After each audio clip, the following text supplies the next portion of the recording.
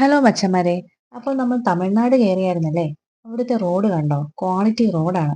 സുഖമായി വണ്ടി ഓടിച്ച് ഇങ്ങനെ പോകാം. നല്ല റോഡ് ആയതുകൊണ്ടാണോന്ന് അറിയില്ല, ഒറ്റ മനുഷ്യർ ഹെൽമെറ്റ് വെക്കാറില്ല. ശ്രദ്ധിച്ചാ മതി. നമ്മളിവിടെ വല്ലതും ആയിരിക്കണം. പ്രത്യേകം പറയണ്ടല്ലോ അല്ലേ? എപ്പോൾ ഫൈൻ അടിച്ചെന്ന് ചോദിച്ചാൽ മതി. ഓക്കെ, ഞാൻ തെങ്കാശി സ്റ്റാൻഡിൽ ഇറങ്ങി. അവിടുന്ന് ആദ്യം അരുൾമിகு കാശി വിശ്വനാഥ ക്ഷേത്രത്തിൽ പോകാമെന്ന് കരുതി.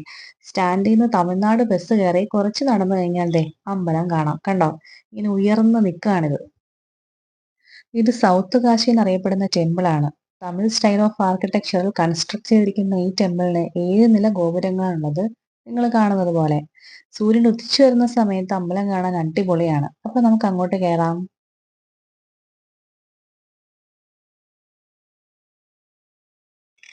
ഈ ഭാഗത്തൊക്കെ നല്ല കാറ്റാണ് കേട്ടോ. കുട്ടികളൊക്കെ കളിക്കുന്നുണ്ട്. ആൾക്കാർ ഫോട്ടോയ്ക്ക് പോസ് ചെയ്യുന്നുണ്ട്. ഈ ഭാഗത്തോട്ടൊക്കെ ഫോൺ അലൗഡ് ആണ്. പല മണ്ഡപങ്ങളായിട്ടാണ് ടെമ്പിള്. മെയിൻ എൻട്രൻസിൽ നിന്ന് നമ്മൾ ഇങ്ങോട്ട് കയറി. പരാക്രമ പാണ്ഡ്യൻ എന്ന് പറയുന്ന പാണ്ഡ്യൻ റൂളറാണ് തെങ്കാശിയിലുള്ള ഈ അമ്പലം ബിൽഡ് ചെയ്തത്. ശിവനാണ് മെയിൻ പ്രതിഷ്ഠ. പാർവതീദേവിയെ ഉലഗമ്മൻ എന്ന രീതിയിലും ശിവനെ കാശി വിശ്വനാഥ് എന്ന രീതിയിലും ആരാധിക്കുന്നു. ഇവിടുത്തെ ആർക്കിടെക്ചർ കണ്ടോ? എത്ര കലാവൈഭവത്തോടെയാണ് ഓരോ സ്കൾപ്ചേഴ്സും പണിതിരിക്കുന്നത്.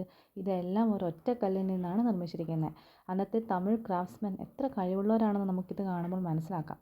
ഓരോന്നും അത്രയ്ക്ക് പെർഫെക്ഷനോടെ ചെയ്തിരിക്കുന്നത്. അഘോര വീരഭദ്രർ, അഗ്നി വീരഭദ്രർ, പിന്നെ ഭദ്രകാളി, പിന്നെ പതഞ്ജലി മഹർഷി, അങ്ങനെ ഇങ്ങനെ നമുക്ക് സ്വന്തമായിട്ട് വേണേൽ പേരിടാം. ഒരു ചെണ്ടക്കാരനുണ്ടായിരുന്നല്ലോ, പുള്ളി എവിടെ? ഇവിടെ എവിടെയെങ്കിലും കാണും കേട്ടോ. ഞാനൊരു ചെണ്ടക്കാരനെ കണ്ടായിരുന്നു. കാരണം ആ ചെണ്ടയൊക്കെ കറക്റ്റ് ആ ആ ഒരു ഷേപ്പിൽ, പിന്നെ ഒരു അമ്മയും കുഞ്ഞും ഉണ്ടായിരുന്നു. അതൊക്കെ നല്ല കറക്റ്റ് എത്ര എത്ര മനോഹരമായിട്ടാണ് അതൊക്കെ ചെയ്തിരിക്കുന്നത്.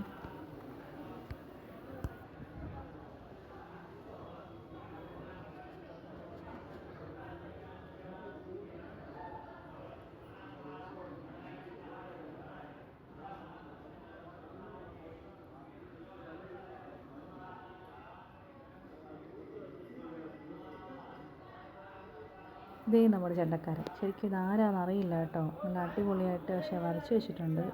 ചെയ്ത് വെച്ചിരിക്കുന്നത് കണ്ടോ? അതിൻ്റെ സൈഡിലായിട്ടൊരു മഹർഷിയുണ്ട്. പിന്നെ 5 6 തലയുള്ള ഏതോ ഒരു രൂപമുണ്ട്. പിന്നെ ഇത് ഭദ്രകാളിയാണ്. ഇതെല്ലാം വീരഭദ്രർ, ഭദ്രകാളി, ശിവൻ്റെ കാവൽ പടയായിട്ട് വരുന്ന ആൾക്കാരൊക്കെയാണ് ഇവരൊക്കെ. താഴെ ഇരിക്കുന്ന അവരുടെ ചെറിയ ചെറിയ രൂപങ്ങളായിരിക്കും. ആ കിരീടം കണ്ടോ? താഴെ ഇരിക്കുന്ന ആ ചെറിയ രൂപത്തിനുള്ള കിരീടം കണ്ടോ? അത് തന്നെ എത്ര പെർഫെക്ഷനോടെ അതിൻ്റെ വരയും ഒക്കെ കണ്ടോ? ശ്രദ്ധിച്ച് നോക്കിയാൽ മതി, നമുക്ക് അത്ഭുതം വരും. അപ്പോൾ ഇത്രയൊക്കെയാണ് നമ്മുടെ അമ്പലത്തിലെ കാര്യങ്ങൾ. ഇവിടുന്ന് അങ്ങോട്ട് ഫോട്ടോസ് ആൻഡ് ഫോൺ അലൗഡ് അല്ല കേട്ടോ.